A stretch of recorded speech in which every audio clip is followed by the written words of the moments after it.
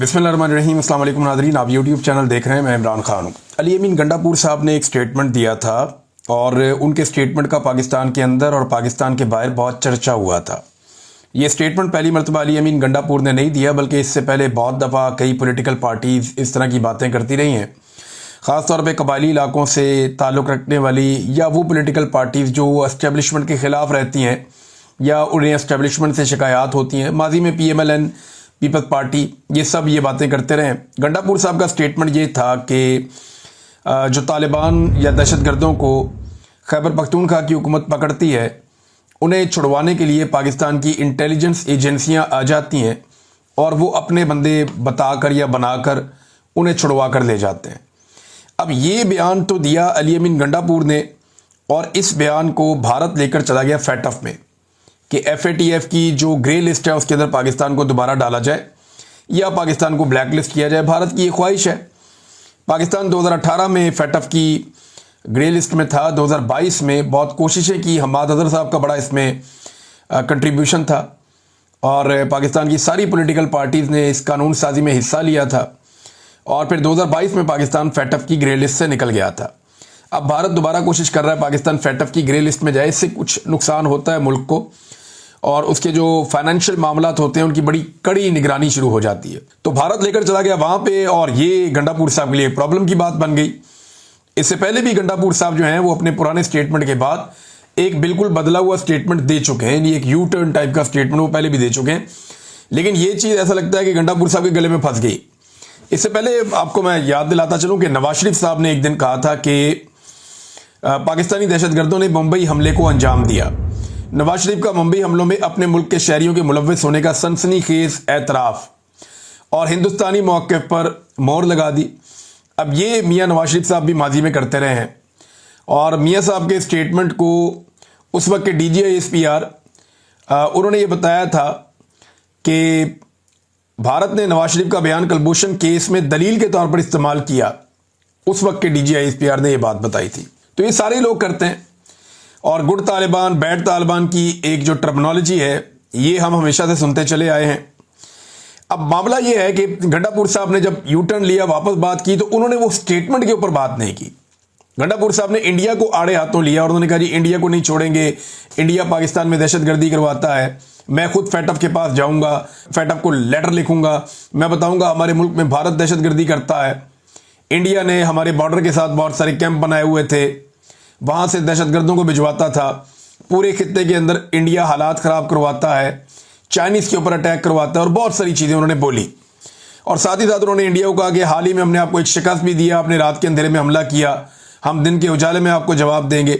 तो गंडापुर साहब ने बड़ी जज्बाती तकरीर की, लेकिन वो जो उनका अपना एक बयान था उसके हवाले से उन्होंने नहीं बताया कि उनका बयान ठीक था या गलत था। लेकिन उन्होंने एक बात की गंडापुर साहब ने कि मेरा जो बयान है वो सियाको सबाक से हटाकर भारत ने उसको इस्तेमाल किया। अब बयान तो बड़ा क्लियर था कि पाकिस्तान में पुलिस पकड़ती है दहशतगर्दों को और मिलिट्री एस्टेब्लिशमेंट की जो एजेंसियां हैं जो इस्तेमाल हो रही है पाकिस्तान में, इंटेलिजेंस एजेंसियां, वो आकर छुड़ा कर ले जाती हैं। सादा सादा ये बयान था और यही बयान ले जाके उन्होंने FATF में जमा करवा दिया। भारत ने तो वही करना, उन्होंने तो मौका ढूंढना जहां उन्हें मिल जाएगा। अब सवाल ये पैदा होता है कि अच्छा, गंडापुर साहब ने एक दावा और भी कर दिया। गंडापुर साहब ने, ये बहुत बड़ा दावा है जो गंडापुर साहब ने किया। उन्होंने कहा जी कि अब हम कश्मीर को आज़ाद करवा लेंगे। और पहले इमरान खान, मैं अजीब ही बात है, गंडापुर साहब कह रहे हैं जब कश्मीर को आज़ाद करवा लेंगे हम पश्तून जाएंगे और कश्मीर को भी आज़ाद करवाएंगे, और जो मकबूजा कश्मीर है वहाँ पे भारत के कंट्रोल में उसको आज़ाद करवाएंगे। अब कश्मीर को आज़ाद करवाने का दावा पाकिस्तान का कोई सियासतदान भी नहीं करता, पाकिस्तान का कोई फौजी भी नहीं करता, बल्कि जनरल बाजवा ने, हम सहाफ़ी बैठे हुए थे, इसी के ऊपर एक फड्डा शुरू हुआ था। यानी मेरे दिमाग के अंदर जो एक अजीब सूरत हाल पैदा हुई वो उस दिन पैदा हुई थी। जनरल बाजवा ने सारे सहाफ़ियों को बिठाकर ये कह दिया कि भारत के साथ तजारत पे बात करते हैं, बाकी चीज़ों पे बात करते हैं, कश्मीर को भूल जाएं कुछ अरसे के लिए। और मैं क्योंकि कश्मीर के साथ एक मेरा लिंक है, तो मैंने उन्हें जनरल साहब को कहा कि 70 साल कौम को एक चूरन दिया आपने, अब आप कह रहे हैं जाके हम कौम को ये बताएं कि कश्मीर को भूल जाएं, तो ये तो एक अजीबोगरीब सूरत हाल पैदा हो जाएगी। तो मैंने ये सख्त सवाल उनके सामने उसी वक्त रख दिया था और भी कुछ लोगों ने बड़ा माइंड किया था इस बात के ऊपर कि ये आप क्या कह रहे हैं। तो कश्मीर को लेकर और फ़लस्तीन को लेकर जनरल बाजवा साहब अपना मौक़िफ़ पूरी तरह से बदल चुके थे बल्कि वो सहाफ़ियों को ये कहते थे मैंने आपके साथ ये बातें कर दी हैं, अगर बाहर जाके आपने कहा ना कि मैंने आपको ये बात बताई है तो मैं तो मुकर जाऊंगा साफ और मैं कहूंगा जी मैंने नहीं बताई, ये ऑफ द रिकॉर्ड ही आपने इसको रखना है। लेकिन बाजवा साहब ने इतना कुछ कर दिया इस मुल्क के साथ, अब कोई चीज़ ऑफ द रिकॉर्ड रही नहीं, सारे लोग सारी बातें बताते हैं और हर चीज़ खुलकर सामने आ चुकी है। तो अब गंडापुर साहब ने कहा जी वो कश्मीर को आज़ाद करवाएंगे, पहले इमरान खान को तो आज़ाद करवा लें आप। इमरान खान की आज़ादी का परवाना या इमरान खान की आज़ादी के नाम के ऊपर वोट लेकर एक सूबे में हुकूमत बना ली और उस सूबे में हुकूमत बना के सारा इक़्तिदार भी ले लिया और पिछले 1.5 साल से इमरान खान को छुड़ाने की कोशिश कर रहे हैं, अब तक कामयाब नहीं हुए। कश्मीर आज़ाद करवाने का दावा तो आपकी फ़ौज भी इस वक्त नहीं कर रही, फील्ड मार्शल भी इस वक्त ये दावा नहीं कर रहे कि वो कश्मीर को भारत से आज़ाद करवा लेंगे। तो आप इतने बड़े दावे करने की बजाय जो दावा एक आपने किया हुआ है, 1.5 साल से आप कोशिश कर रहे हैं कि इमरान खान को आप आज़ाद करवाएंगे पाकिस्तान की एस्टेब्लिशमेंट के चुंगल से, वो तो आप करवा नहीं पाए अभी तक, और दावा जो है वो कश्मीर को आज़ाद करवाने का। बहरहाल गंडापुर साहब ने इंडिया की अच्छी क्लास लेने की कोशिश की, लेकिन चंद सवालात हैं ना। सवाल यह है कि जो गंडापुर ने कहा या जो इससे पहले नवाज शरीफ ने कहा या जो इससे पहले बाकी सियासी जमातें ANP, पीपल्स पार्टी, बाकी जमातें कहते रहे, क्या वो मौक़िफ़ ठीक है, यानी वो सवालात या वो बात करना ठीक है, या वो है ही नहीं कुछ ऐसा, यानी क्या गुड तालिबान है या नहीं है? हमें ये सवाल अपने आप से पूछना पड़ेगा। क्या गंडापुर ने जो बोला वो झूठ था? वाकई में जब ये तालिबान को गिरफ्तार किया जाता है तो एजेंसियां कहती हैं छोड़ दें, हमारे काम के आदमी है, या ऐसा बिल्कुल नहीं हुआ? सवाल तो ये उठाना चाहिए ना, तालिबान को पाकिस्तान में वापस कौन लेकर आया, सवाल ये उठाना चाहिए। और वो किन दिनों में वापस लाए गए, ये भी सवाल उठाना चाहिए, क्योंकि मुराद सईद चिल्ला रहा था 2022 में और लगातार इसमें बात कर रहा था कि तालिबान को लाकर बसाया जा रहा है, खैबर पख्तूनख्वा में आग और खून हर तरफ होगा, ये बारूद का खेल खेला जा रहा है, इसको रोका जाए। लेकिन उसकी बात नहीं मानी गई। जब खैबर पख्तूनख्वा में पाकिस्तान तहरीक इंसाफ ने अपनी हुकूमत जनवरी 2023 में ख़त्म कर ली तो उसके बाद तालिबान भरमार हो गई वहाँ पे। पहले जो तालिबान लाए गए उनको फिर पुलिस ने एक घेरा डाल के बड़े तरीके से मालाकंड से वापस भिजवाया अफगानिस्तान में, और इसमें मुराद सईद की और वहाँ के जो मकामी लोग हैं उनकी बहुत बड़ी एफर्ट थी, बहुत बड़े बड़े अमन मार्च हुए थे। बॉर्डर पे कैसे तालिबान की सहूलतकारी हो जाती है या दहशतगर्दों की सहूलतकारी हो जाती है कि वो पाकिस्तान में आ जाते हैं? एहसान-उल्लाह एहसान कैसे चला गया, एक बड़ा सवाल है ना। अगर फौज की कैद में कोई आदमी है, एहसान-उल्लाह एहसान एक बड़े दहशतगर्द का नाम था, APS का जो अटैक है वो उनके साथ जोड़ा जाता है, तो एहसान-उल्लाह एहसान सब कैसे चले गए फौज के कब्जे से निकलकर? ये कैसे हो सकता है? ये वो बड़े सवालात हैं जो पाकिस्तान की एस्टेब्लिशमेंट के ऊपर लगातार उठाए जाते हैं। अब एक और बड़ी चीज पाकिस्तान के बारे में अनाउंस हुई है, और वो भी डोनाल्ड ट्रंप ने अनाउंस की है कि पाकिस्तान में तेल के ज़खायर मिल गए। क्या पाकिस्तान में वाकई तेल के बड़े ज़खायर हैं? तो देखें, ज़मीन के नीचे तो बहुत ज़खायर हैं पाकिस्तान में, मुमकिन है तेल के भी बहुत बड़े बड़े ज़खायर हों। कोशिश तो होती रही है, हर दौर में होती रही है। पाकिस्तान अपनी ज़रूरत का 10 से 15% जो तेल है वो खुद पैदा करता है। गैस के पाकिस्तान में बहुत बड़े बड़े ज़खायर हैं, लेकिन जो हालिया इतलात हैं उनके मुताबिक कोई 11% कमी आई है गुज़िश्ता सालों में। पाकिस्तान के अंदर से जो ज़खायर मौजूद हैं उनकी प्रोडक्शन में 11% कमी आई है। एक तरफ हमारे जो ज़खायर हैं वो कम होते जा रहे हैं, दूसरी तरफ दावा किया जा रहा है कि बहुत बड़ी मिकदार में ऑयल एंड गैस पाकिस्तान में बदस्तूर मौजूद है, लेकिन उनके ऊपर काम नहीं किया जा सका, ये दावा किया जा रहा है। इमरान खान साहब के दौर में भी ऐसे दावे सामने आए थे। फिर आपको याद होगा केकड़ा वन वो ढूंढ रहा था कि किसी जगह से तेल निकला है समंदर में, बड़ी बातें हुई, लेकिन फिर पता चला कि नहीं हो पाया।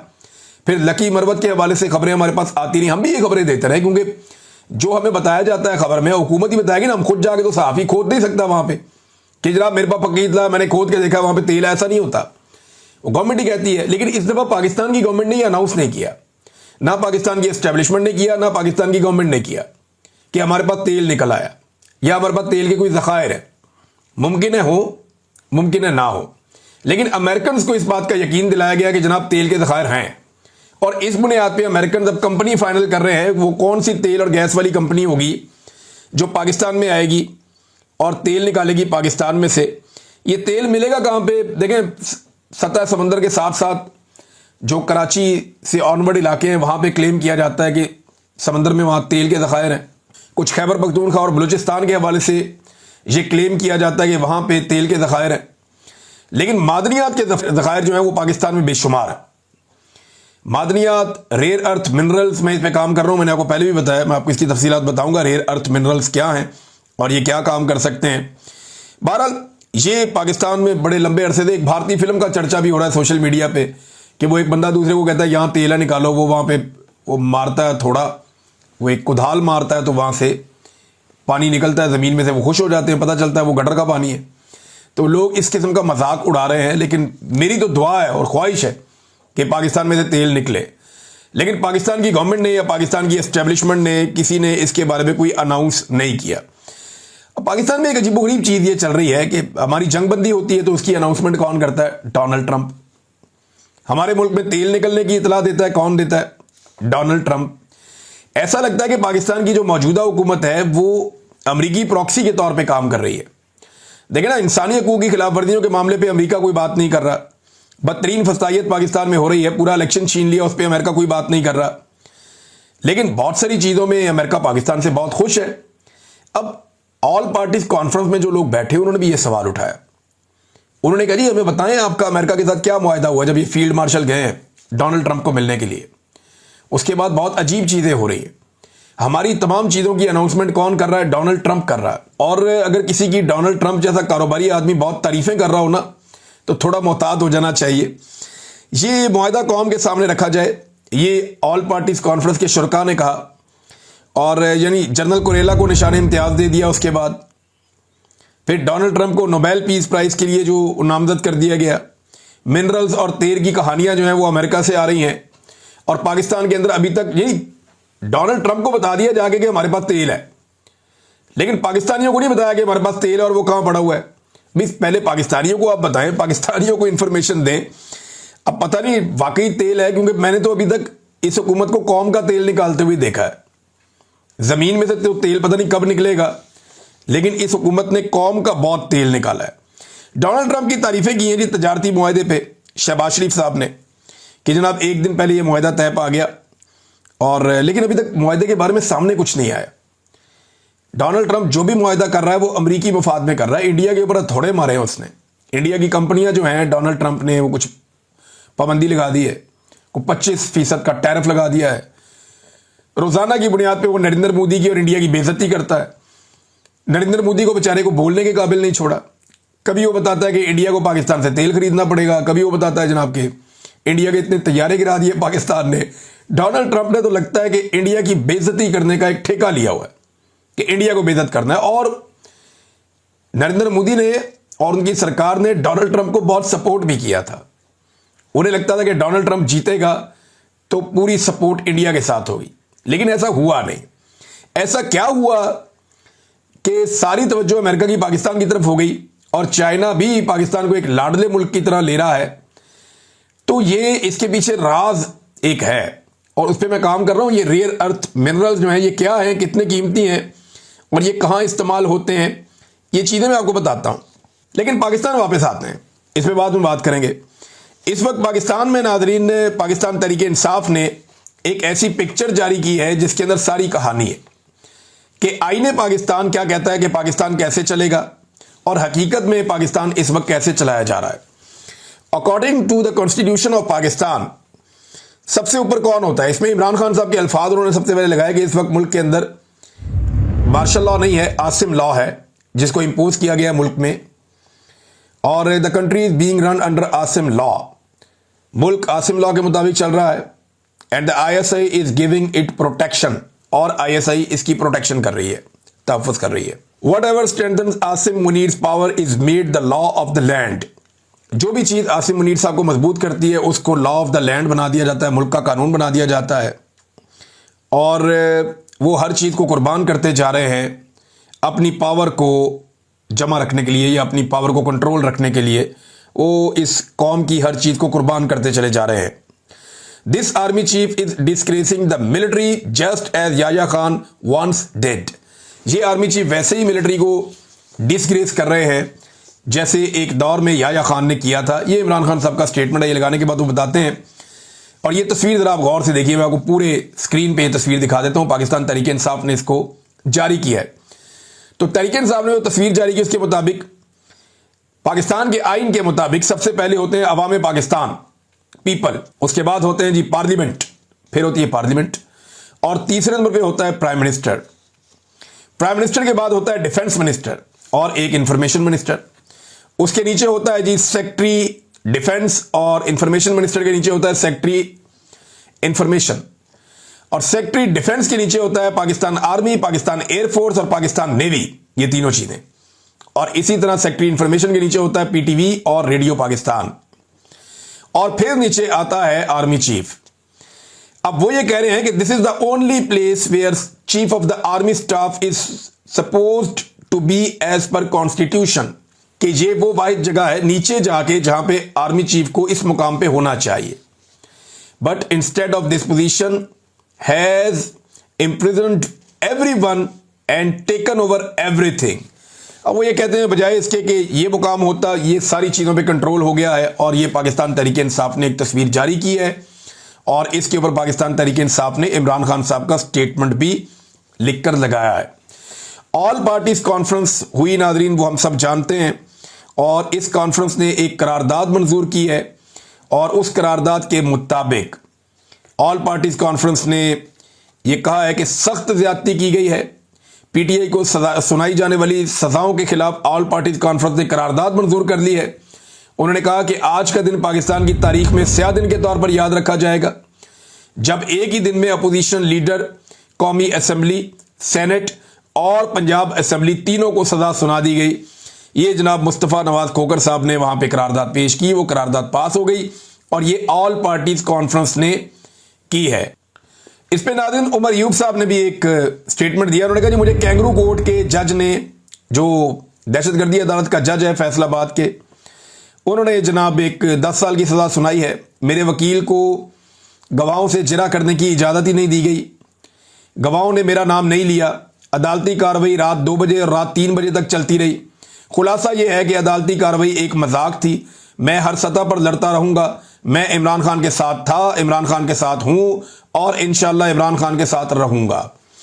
ऐसा ही स्टेटमेंट जो है सरताज गुल वजीर साहबा ने दिया, और उन्होंने सबूत भी दिए कि वो इन दिनों में, जिन दिनों का मुकदमा उनके ऊपर बनाया गया, वो डेरा गादी खान में मौजूद थी, एक शादी में शिरकत की, कुछ अवामी इज्तिमात थे, वहां पे थी।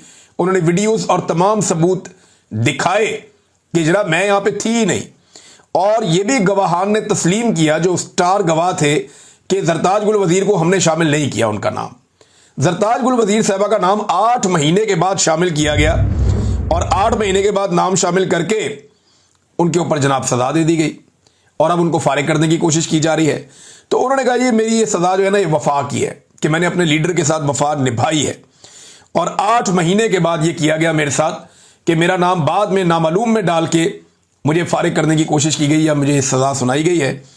तो जरताज गुल वजीर साहब अभी डट के इमरान खान साहब के साथ खड़ी हैं, बाकी लोग भी खड़े हैं, और इमरान खान साहब के लिए वॉल चॉकिंग हो रही है मुख्तलिफ इलाकों में। ये मैं आपको एक चीज़ बताऊं, ये जो वॉल चॉकिंग है ना, ये पाकिस्तान तहरीक इंसाफ के लोग कर रहे हैं खामोशी के साथ। 2 स्प्रे लेते हैं और एक सांचा लेते हैं, दीवार के साथ लगते हैं, वॉल चॉकिंग करते हैं, आगे निकल जाते हैं। अब इसमें वो लिखते हैं जी 804 इमरान का चेहरा लगाते हैं इमरान खान का, और नीचे लिखते हैं अवामी फील्ड मार्शल। और एक और काम जो आमिर मुगल साहब काफ़ी लंबे अरसे से कर रहे थे, उन्होंने इंसाफ रज़ाकार के आदादोशुमार जारी कर दिए हैं, जो रज़ाकार वो बना रहे हैं पिछले काफ़ी अरसे से। अब इसमें इस्लामाबाद में जो कुल रज़ाकार बनाए हैं वो 1344 हैं, रावलपिंडी में 1560 हैं, लाहौर में 1820 हैं, सबसे ज़्यादा जो है वो पेशावर में 2150 हैं, कराची में 1780 हैं, फैसलाबाद में 950 हैं, और दीगर शहरों में 555 है। तो अभी तक पाकिस्तान तहरीक इंसाफ ने 10,159 रज़ाकार बनाए हैं, जिनमें खवातीन की तादाद 1441 है।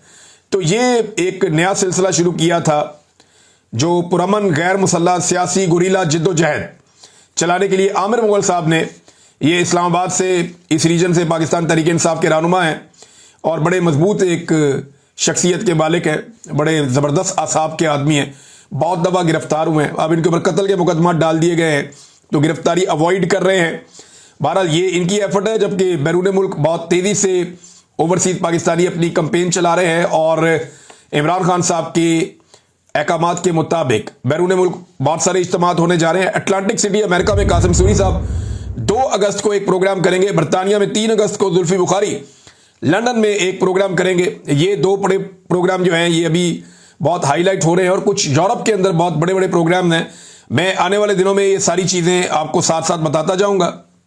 नाज़रीन, इमरान खान साहब की बहन ने बताया कि इमरान खान साहब के बेटे पाकिस्तान आ रहे हैं। तहरीक लीड करने के लिए वो नहीं आ रहे, बल्कि तहरीक लीड करने के लिए बाप ही काफ़ी है। लेकिन इमरान खान की बहनों ने यह कहा कि हम सब इमरान खान साहब की तहरीक को सपोर्ट करेंगे और ये हमारा हक बनता है कि हम सपोर्ट करें, लेकिन तहरीक पाकिस्तान तहरीक इंसाफ जो पॉलिटिकल पार्टी है वो चलाएगी और इसमें इमरान खान साहब के बेटे आएंगे जरूर, मगर लीड बाप ही करेगा, बाप ही काफ़ी है। और उनका नाज़रीन, बाकी खबरें बाद में, अब तक के लिए इतने। अपना ख्याल रखिएगा, अपने इस चैनल का भी। अल्लाह हाफ़िज़।